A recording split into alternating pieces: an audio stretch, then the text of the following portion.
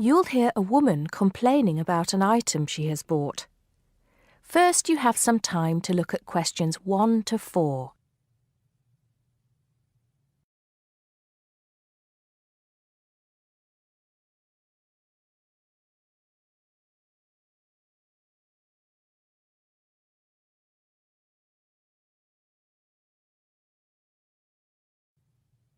Now we shall begin.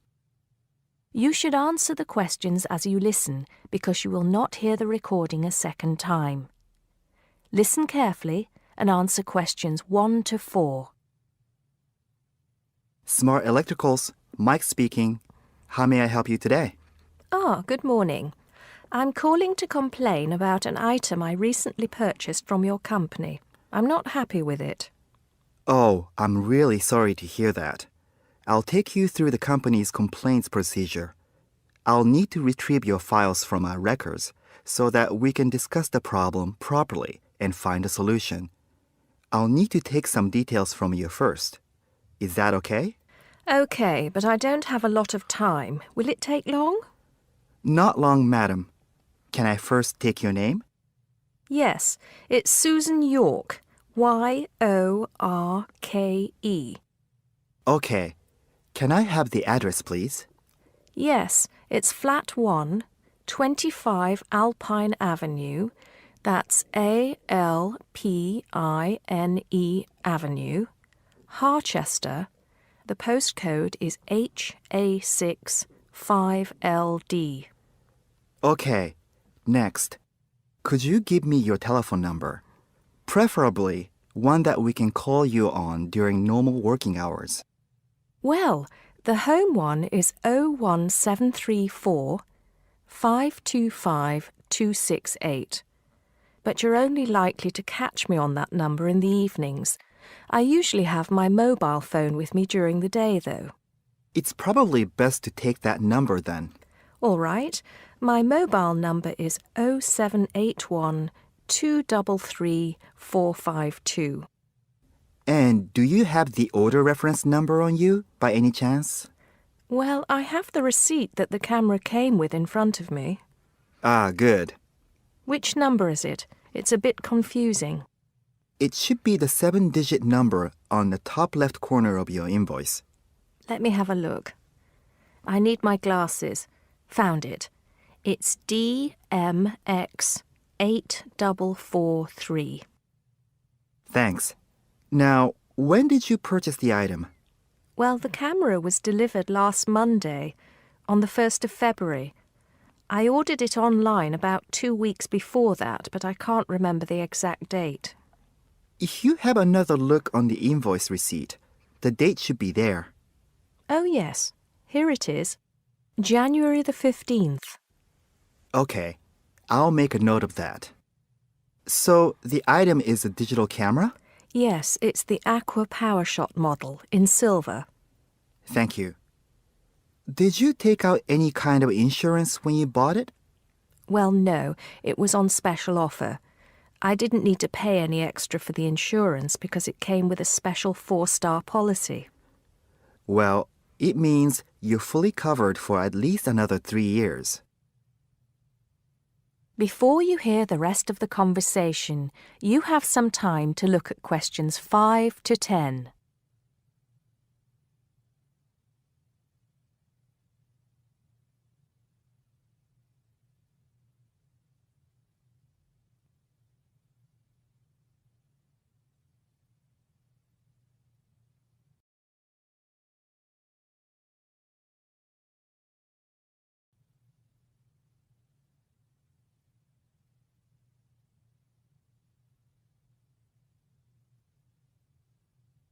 Now listen and answer questions 5 to 10. Right. What is the problem? Yes, the first thing is that it came with 1 memory card in the box when there were supposed to be 2. Oh dear, I'm terribly sorry about that. It must have been an oversight in the packing department. I can do something about that straight away and get one sent out to you. Well, that's not the only thing. I bought it as a present for my niece because she loves swimming. It said on the website that it was waterproof, But when she took it on holiday and tried to use it underwater, it got ruined because water got into the lens.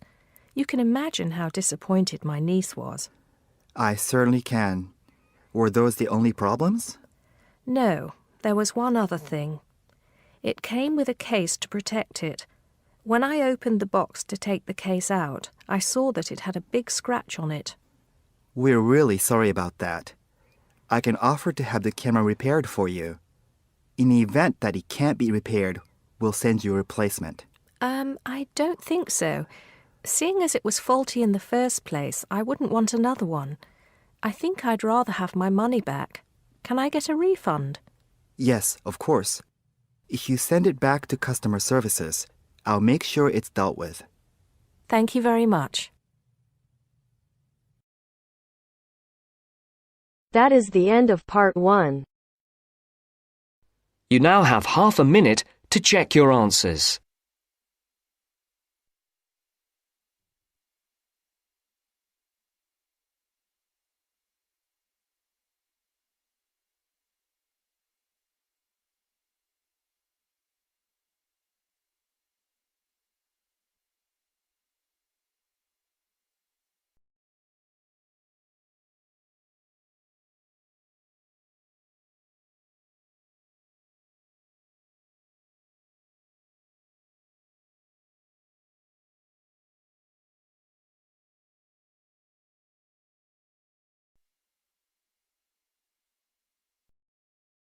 Now turns to part 2. You are going to hear a talk about making the most of graduate school. First, you have some time to look at questions 11 to 16.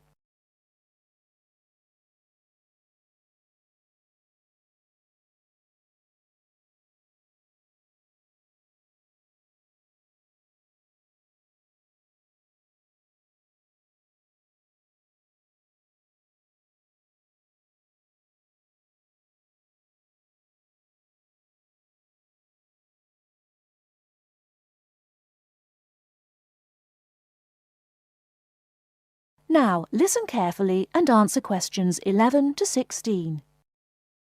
Entrance to the graduate school. My job now is to give you the graduate school survival guide and make some concise suggestions for getting the most out of your relationship with our research supervisor, getting the most out of what you read, and making continual progress with your research. First, your relationship with your supervisor. This is fundamental. Meet regularly. You should expect to meet once a week or at least every other week because this will give you the motivation to make progress and also keeps your advisor aware of your work. Prepare for your meetings. Come to each meeting. Also, bring the notes from your previous meeting together with a list of any upcoming deadlines. Make a plan for what you hope to get out of each meeting. After the meeting, email your supervisor a brief summary. Include a list of major topics discussed, a list of what you agreed on, a note of any advice you may not want to follow, and a new summary of what you are planning to do. This helps avoid misunderstandings and provides a handy record of the progress of your research. Add a to-do list for yourself and your supervisor, including a reading list. Finally, add the time and date for the next meeting. My second main piece of advice is to keep your supervisor informed. Show him or her the results of your work as soon as possible. This helps your supervisor understand your research and identify any potential points of conflict early in the process. Include summaries of your work, including any results of experiments, and also anything you write about your research. Thirdly, communicate clearly.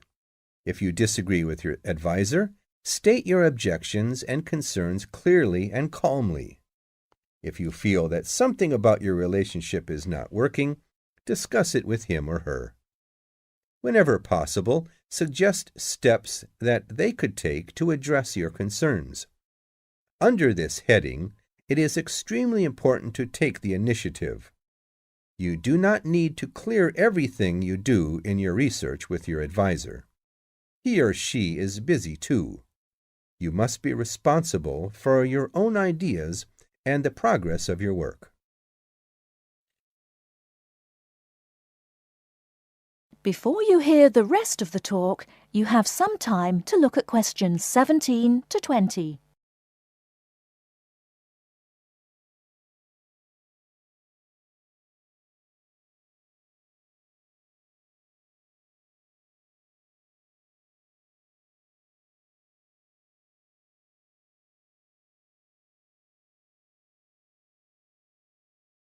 Now listen and answer questions 17 to 20.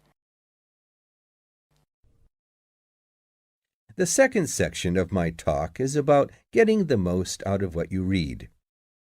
The first principle here is to be organized.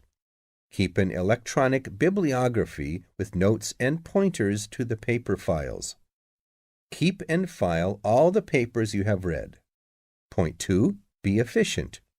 Only read what you need to.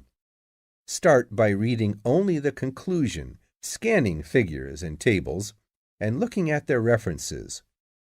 Read the other sections only if the paper seems relevant or you think it might help you get a different perspective. Skip the sections you think you already understand. These are often the background and motivation sections. It's of critical importance to take good notes on every paper you find worth reading. Note especially what problem the author is trying to solve, what approach they take to the problem, and how their approach differs from other approaches. Next, summarize what you have read on each topic.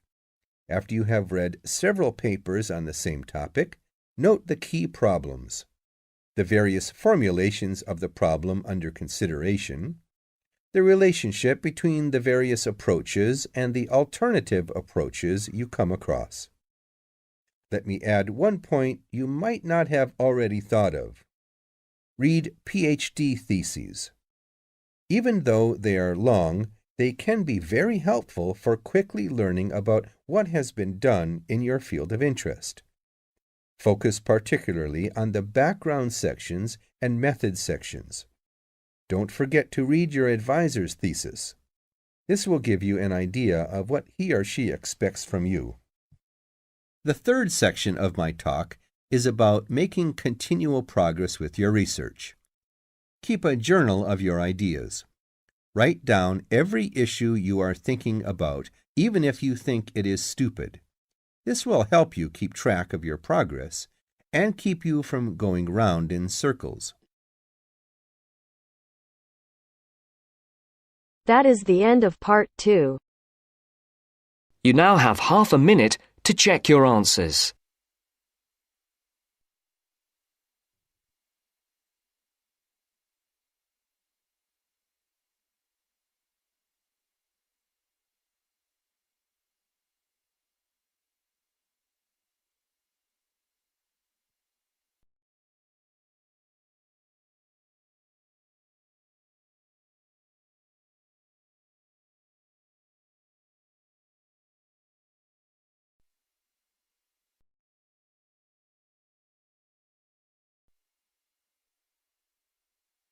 Now turns to part 3. Part 3. You'll hear an introduction about the process of producing stamps. First, you have some time to look at questions 21 to 25.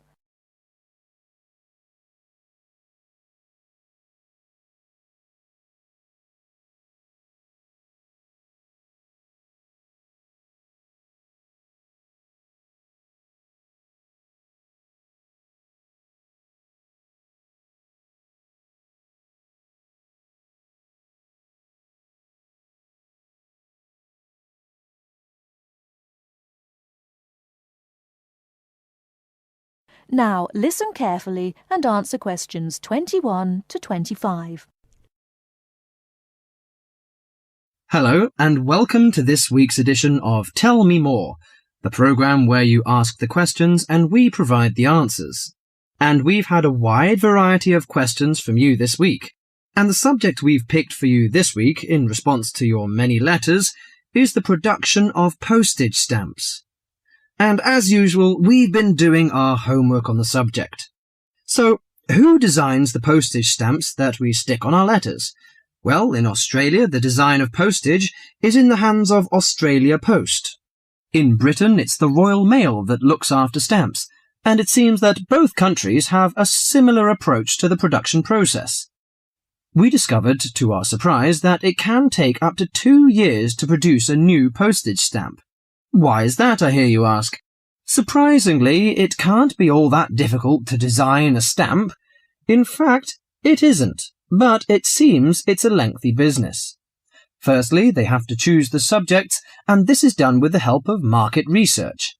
Members of the general public, including families, are surveyed to find out what sorts of things they would like to see on their stamps. They are given a list of possible topics and asked to rank them. A list is then presented to the advisory committee, which meets about once a month. The committee is made up of outside designers, graphic artists, and stamp collectors. If the committee likes the list, it sends it up to the board of directors, which makes the final decision. Then they commission an artist. In Australia, artists are paid $1,500 for a stamp design and a further $800 if the committee actually decides to use the design.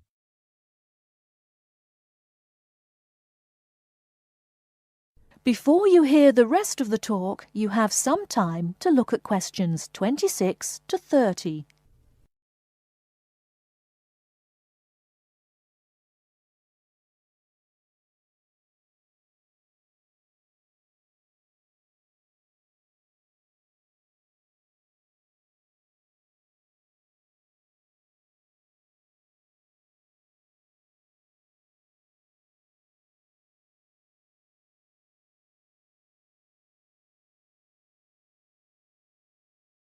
Now listen and answer questions 26 to 30.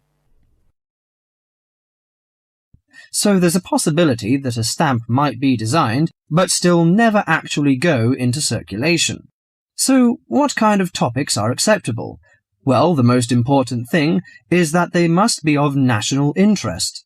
And because a stamp needs to represent the country in some way, characters from books are popular, or you often find national animals and birds. So, of course, the kangaroo is a favourite in Australia. With the notable exception of members of the British royal family stamps, no living people ever appear on Australian or British stamps. Every year, the Royal Mail in Britain receives about 2,000 ideas for stamps, but very few of them are ever used. One favourite topic is kings and queens. For instance, King Henry VIII, famous for his 6 wives, has recently appeared on a British stamp together with a stamp featuring each of his wives. But despite the extensive research which is done before a stamp is produced, it seems it's hard to please everybody. And apparently all sorts of people write to the post office to say that they loved or hated a particular series. The stamp to cause the most concern ever in Australia was a picture of Father Christmas surfing at the beach. And when you consider that the practical function of a stamp is only as a receipt for postage, I think perhaps the importance accorded to stamps has got out of all proportion. Well, that's all for today. If there's a subject you want us to tell you more about, drop us a line at... That is the end of part 3. You now have half a minute to check your answers.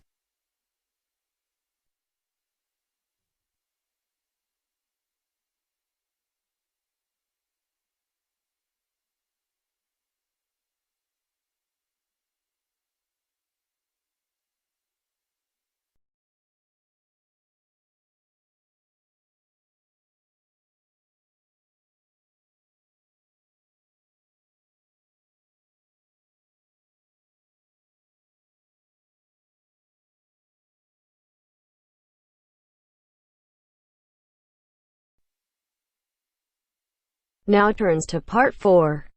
Part 4. You will hear an environmental studies student giving a presentation about his project on saving an endangered species of plant. Now you have some time to look at questions 31 to 40.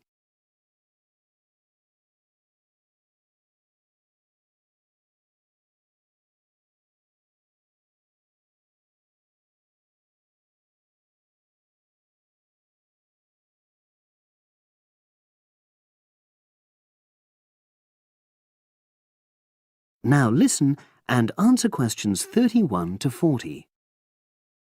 For my presentation, I'm going to summarise what I've found out about efforts to save one plant species, the juniper bush. It once flourished in Britain and throughout the world's temperate zones, but over the last few decades has declined considerably. Before I go on to explain the steps being taken to save it in England, let me start by looking at some background information and why the juniper has been so important in cultural as well as ecological terms, historically and in the present day. Firstly, I want to emphasise the fact that juniper is a very ancient plant. It has been discovered that it was actually amongst the first species of plants to establish itself in Britain in the period following the most recent Ice Age. And, as I say, it has a much valued place in British culture. It was used widely as a fuel during the Middle Ages because when burnt, the smoke given off is all but invisible, and so any illicit activities involving fire could go on without being detected. For example, cooking game hunted illegally. It also has valuable medicinal properties. Particularly during large epidemics, oils were extracted from the juniper wood and sprayed in the air to try to prevent the spread of infection in hospital wards. And these days, perhaps its most well-known use is in cuisine, cooking, where its berries are a much valued ingredient, used to flavour a variety of meat dishes and also drinks. Turning now to ecological issues, juniper bushes play an important role in supporting other living things. If juniper bushes are wiped out, this would radically affect many different insect and also fungus species. We simply cannot afford to let this species die out.